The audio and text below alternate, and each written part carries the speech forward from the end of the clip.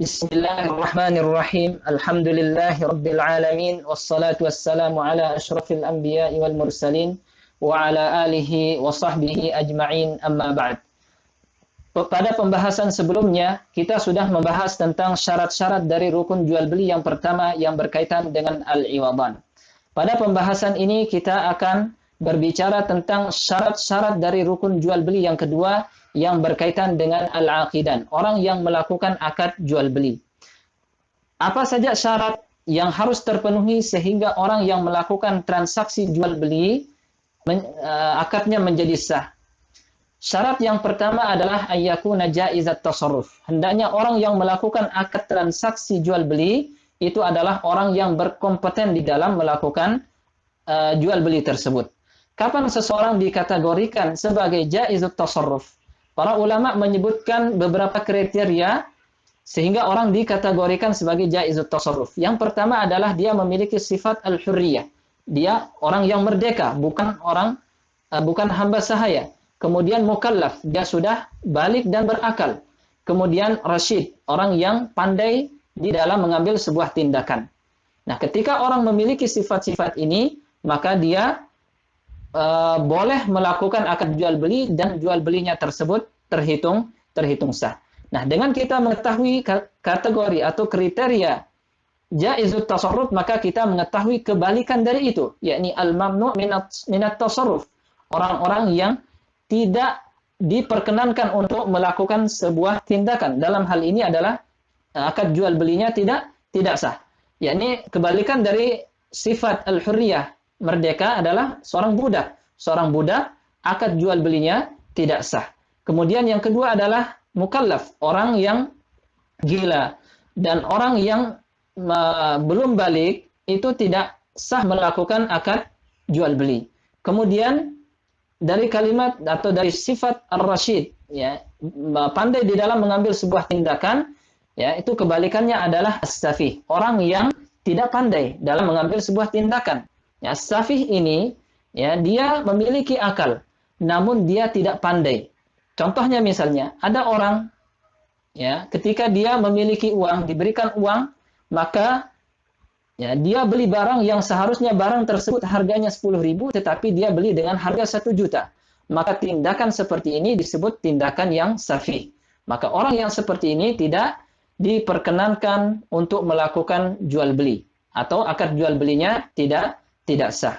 Namun al-mamnu' minat tasarruf, ya, di samping ya, disebabkan oleh faktor dari dirinya, dia juga bisa disebabkan dengan faktor yang lain.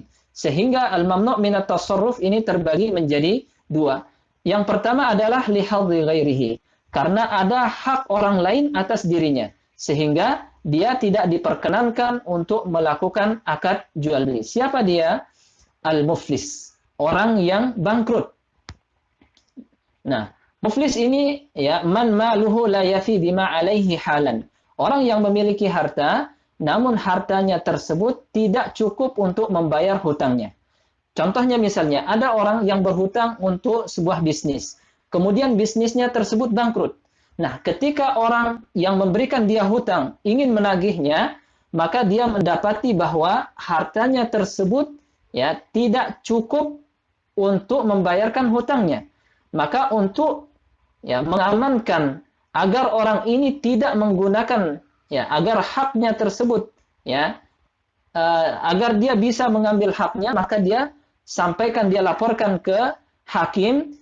Nah, kemudian hakim nanti akan mengambil tindakan, ya, terhadap orang yang bangkrut ini agar dia tidak boleh, ya, artinya hartanya ditahan, dia tidak boleh menggunakan hartanya tersebut agar orang-orang yang memberikan hutangnya tersebut bisa mengambil uangnya atau mengambil harta yang dia berikan sebagai hutang kepada orang yang bangkrut ini. Nah, kemudian yang kedua merupakan faktor dari diri orang tersebut sehingga dia tidak diperkenankan untuk melakukan jual beli. Siapa saja? Yang pertama adalah majnun, orang yang gila. Tadi sudah kita sebutkan. Kemudian yang kedua adalah shaghir, anak kecil yang belum mencapai usia balik. Namun anak kecil ketika dia melakukan akad jual beli. Dia melakukan transaksi jual beli ya untuk dirinya dalam skala kecil seperti beli permen atau jajanan, maka itu sah saja. Tetapi yang dimaksudkan di sini adalah ketika akad jual beli yang dilakukan dalam skala besar. Kemudian safih, yakni orang yang tidak pandai dalam mengambil sebuah tindakan tadi. Jadi mereka ini ya tidak diperkenankan untuk melakukan akad jual beli, dalam artian akad jual beli kalau dilakukan oleh mereka hukumnya tidak sah. Kemudian syarat yang kedua yang berkaitan dengan al-aqidan, orang yang melakukan transaksi adalah radin ghairu mukrah. Dia melakukan akad jual beli atas dasar sukarela tanpa ada paksaan. Nah, sehingga ketika ada orang yang dipaksa untuk menjual barangnya, maka jual beli tersebut tidak sah. Seperti misalnya, ya ada orang yang ditahan, kemudian dia diancam, kamu harus menjual tanah kamu, kalau tidak maka saya akan bunuh kamu. Maka akad seperti ini tidak sah. Namun tidak semua paksaan itu membuat akad jual beli tidak sah. Namun paksaan ya untuk melakukan jual beli itu terbagi menjadi dua. Yang pertama adalah mukrah bi ghairi haq. Orang yang dipaksa untuk melakukan jual beli ya tanpa ada sebab yang hak. Ya, tidak ada alasan yang membenarkan untuk memaksa orang ini menjual hartanya. Maka jual beli yang seperti ini la yasih. Ya, tidak sah. Kemudian ada mukrah bihaq. Ada orang yang dipaksa untuk menjual sesuatu, untuk melakukan jual beli, tetapi itu dengan cara yang hak. Maka jual beli yang dilakukannya tersebut hukumnya sah. Contohnya seperti apa? Yang pertama syuf'ah. Apa itu syuf'ah? Syuf'ah itu seperti ini. Misalnya ada si A dan si B. Dia mendapatkan warisan tanah dari kedua orang tuanya yang sudah meninggal. Namun tanah ini belum dibagi, ya, belum ditentukan mana bagian A, mana bagian si B. Kemudian tiba-tiba si B ini menjual tanahnya kepada orang lain, yakni si C misalnya. Nah, kemudian setelah dia menjual, tiba-tiba si C datang melihat tanah tersebut, sehingga kemudian si A bertanya, kenapa kamu melihat-lihat tanah ini? Maka dia katakan, saya sudah membelinya dari saudara kamu si B. Maka si A di sini berhak untuk mengembalikan uang yang dibayarkan oleh si C kepada si B, karena si A itu memiliki hak syuf'ah terhadap ya tanah yang belum dibagi tersebut. Kemudian ya di antara mukrah, orang yang dipaksa melakukan suatu akad jual beli dengan cara hak adalah bai'u malil madin liwafa'id dain. Menjual harta orang yang berhutang untuk menunaikan hutangnya, untuk melunasi hutangnya. Seperti misalnya ada orang yang berhutang, dia punya harta yang banyak, namun ya dia beralasan ketika ditagih, saya nggak punya uang cash, ya, saya tidak punya uang cash, ya. Ketika dia disuruh jual barang kamu, ya, maka dia tidak mau. Maka di sini ya orang yang memberikan hutang itu ketika dia melaporkan kepada mahkamah seorang hakim, maka hakim nanti akan memutuskan ya untuk menjual barang orang ini untuk menyelesaikan hutangnya tersebut. Kemudian yang ketiga adalah bai' al-mushtarak ghairul munqasim bi talabi syarikin.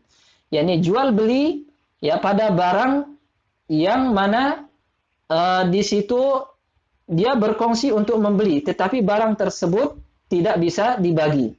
Nah, seperti apa contohnya? Misalnya sekarang ada orang yang tidak mampu untuk membeli mobil dengan sendirinya. Dia tidak mampu. Namun, misalnya dia punya uang setengah. Kemudian dia ajak temannya, ayo kita beli mobil itu untuk kita gunakan sama-sama. Kemudian setelah dia beli, maka ketika ingin menggunakannya, ya, si temannya ini misalnya mau menggunakan mobil ini ke tempat lain. Sementara dia mau ke tempat lain juga. Nah, sehingga mereka di sini terjadi mudarat, ya. Nah, sehingga mereka tidak bisa melakukan aktivitas karena selalu kebutuhannya berbeda. Nah, kemudian salah satu di antara mereka ini minta, kalau gitu kita jual kembali saja. Kemudian kita ambil uang kita masing-masing. Nah, maka ketika misalnya salah satu di antara dua orang ini tidak mau menjual mobil tersebut, maka kalau dibawa perkaranya ke mahkamah, ke hakim syar'i, maka nanti hakim memutuskan bahwa orang ini harus ya atau dipaksa untuk menjual ya mobil tersebut agar tidak ada mudarat di antara mereka. Kemudian syarat yang berikutnya adalah ayyakuna malikan. Orang yang melakukan akad tersebut ya dia yang memiliki barangnya. Atau kalau dia tidak memiliki barangnya, yakuna ma'dunan lahu. Dia diberikan izin untuk melakukan akad jual beli pada barang tersebut. Sehingga orang yang ya bukan pemilik barang, ya itu tidak boleh dia menjual barang tersebut. Nah, kecuali kalau dia diberikan izin untuk melakukan akad jual beli. Nah, kapan seseorang ya dia dikategorikan sebagai ma'dunun lahu? Boleh dia melakukan akad jual beli pada barang yang dia tidak miliki. Yang pertama adalah bil wilayah, ya, dengan kewalian. Ya, misalnya ketika ada seseorang ya yang meninggal, tetapi dia sudah berwasiat ya bahwa nanti kalau saya meninggal, maka kepengurusan anak saya yang masih kecil ini nanti kepada kamu, ya nanti kamu yang mengurusinya. Maka harta dari anak kecil ini yang dia wariskan dari orang tuanya, ya itu boleh ya digunakan oleh wali ini, ya sang wali ini untuk jual beli ya sebagai untuk memenuhi kebutuhan anak tadi. Nah, kalau jadi ini yang pertama, ini bil wilayah dengan perwalian. Kemudian cara yang kedua adalah bil wakalah, ya dia diwakilkan untuk menjual barang tersebut. Misalnya, ya seseorang menyatakan kepada orang lain, ini barang punya saya, silahkan kamu jualkan saya. Maka ketika dia sudah diberikan izin dengan cara seperti itu, maka dia boleh menjual barang tersebut. Hadza wa sallallahu ala nabiyina Muhammad wa ala alihi wa sahbihi wasallam.